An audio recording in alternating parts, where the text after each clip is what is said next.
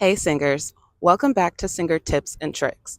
If you ever found yourself running out of breath in the middle of a phrase, feeling like your voice gets shaky on high notes, or maybe you're just wondering why some singers seem to sing forever without even taking a breath, insert this episode is for you. So, today we are talking about one of the most important skills a singer can develop, and that is breathing. So, breathing sounds simple because we do it every day without thinking about it, of course, but singing requires us to breathe very differently than we do in normal conversation.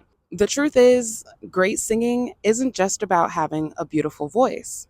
It's about controlling the air that powers your voice. It's the juice, is what I like to say.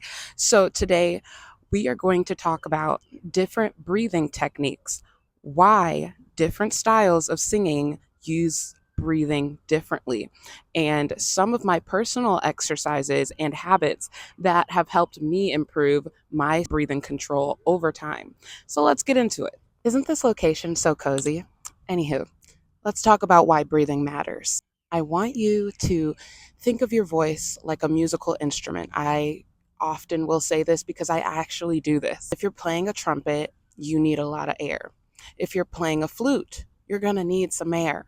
And well, if you're singing, you definitely need air. Breath is the fuel that powers every note that you sing. It's not always easy to think about, but without proper breath support, you may experience pitch instability, vocal strain, weak volume, running out of breath quickly, of course, and difficulty sustaining notes.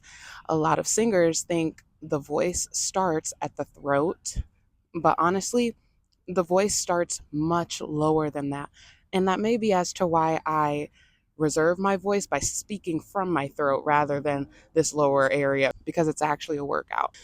It starts with your breath. The air you take in creates the energy that allows your vocal folds to vibrate efficiently. When your breathing is controlled, your voice feels more stable. When your breathing is uncontrolled, your voice often feels like it's working harder than it should. And that's where many singers accidentally create tension. And I am a victim of this, a total victim of this. Once you're in that tension, I realize that it gets really hard to get out of it. So if you're wondering like why work on tension? Why practice, so much breath support? Like once I get a song down, I should be good, right? But it's the fact that tension can arise and you may not know how to get out of it. And that is something you want to overcome. That's a skill that you can develop. And you can only fix that kind of issue in real time if you know how to. Understanding different breathing methods. So, one thing I wish more singers knew is that there isn't just one breathing method. Different techniques exist because different musical styles ask different things from your voice. Let's talk about a few common approaches. Method number one, chest breathing. Okay, this is probably what you do on a daily, on a regular. This is low key something I catch myself doing when I'm sleeping. I be having to take a deep breath every now and again. When you do chest breathing, it's when most of the movement happens with your upper chest and probably your shoulders as well. And now we all naturally, of course, breathe like this sometimes, but for singing, chest breathing alone usually isn't the most efficient option. Why is this? Because it often creates tension in the neck and shoulders. It can also limit the amount of air you're taking in. So, if you've ever felt your shoulders lifting dramatically every time you inhale before singing, that's usually a sign that you're relying heavily on chest breathing. Let's talk about the most popular vocal coach recommendation, diaphragmatic breathing. So, this is the method many vocal teachers emphasize. With diaphragmatic breathing, the lower ribs and abdominal area expands as you inhale. Instead of lifting your shoulders, you allow your torso to expand naturally. So check this out.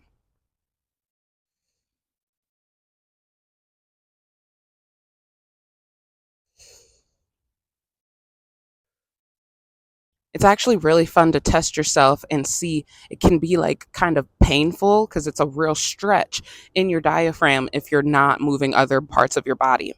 So, with all this extra space, this often creates a better breath support, longer phrases, more vocal stability, less tension, and this can also be the foundation for many styles of singing. Another method of breathing would be controlled breath management. This is where things get a little interesting. Professional singers don't just inhale correctly, they learn how to release air correctly because singing isn't about using a lot of air. It's actually about managing the air that you have. It's kind of a fun little game. It's so fun to me. Anywho, think about it. If all your air escapes at once, you'll run out quickly.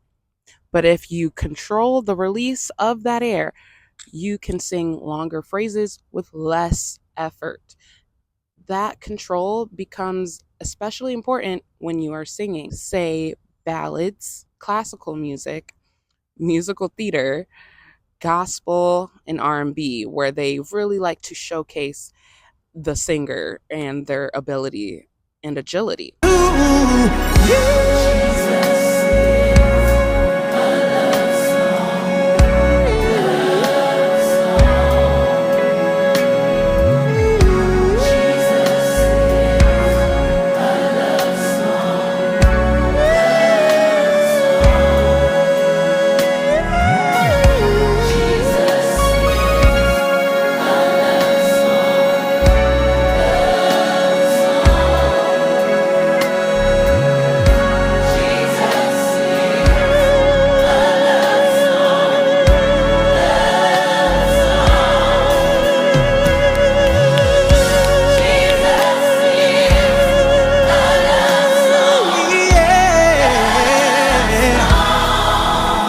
Really, every style benefits from breath management. Okay, here are some of my personal breathing techniques.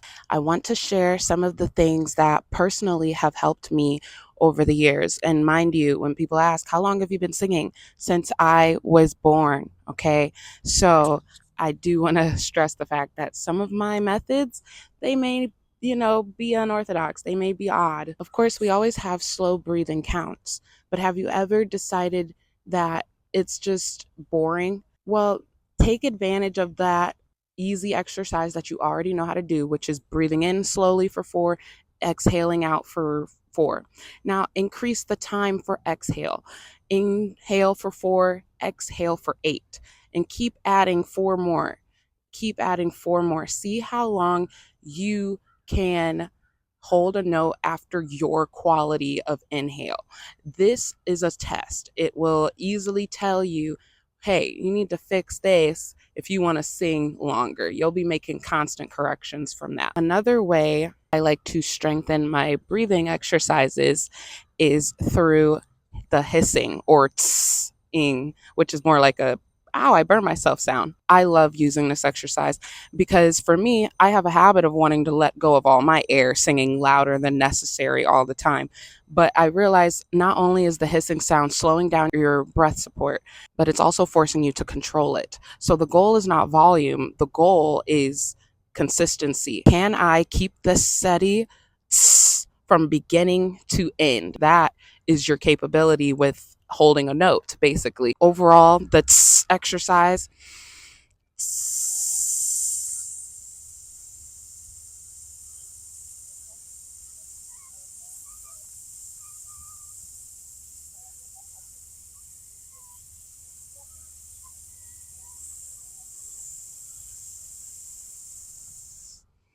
There were some times where I felt like the breath support got a little weaker, but then I found that I had more air. So I was like, hurry up, push more out before your note breaks, right? Before you actually mess up while you're singing. So it's a great reminder. Overall, this exercise teaches controlled airflow. My final personal experience that I want to share with you guys, as you know, like I said, I sing a lot and I have to manage my time wisely, right? I always had school, I always had dance in between all of this. So anything I did with singing, I was usually assessing myself and making myself a better singer as much as I could every time. And one of the ways I did this was when I sang during rehearsal, I would ask myself certain questions. Did I take in enough air? Did I use too much air? Was I tense when I inhaled? Over time, this kind of awareness helped me become more intentional about my breathing. It sounds really nitpicky, but you're going to realize that it really does pay off. It is actually the only way to really take control of your voice, is to be aware of it. There was a time where I did struggle with holding a high note for a long time. And I thought it was just because I'm an alto, right? But over time, I realized it was my technique. Every time I started being aware of certain things that actually helped me achieve maybe hitting that high note effortlessly once, I'd go, whoa, what helped me there? And I'd pay attention to any tips I was given. Maybe it was open your mouth. Maybe it was relax your shoulders. Maybe it was take a bigger breath. Maybe it was smile, and actually all of those were tips that I did receive as I continued to improve on holding high, long notes. Insert clip.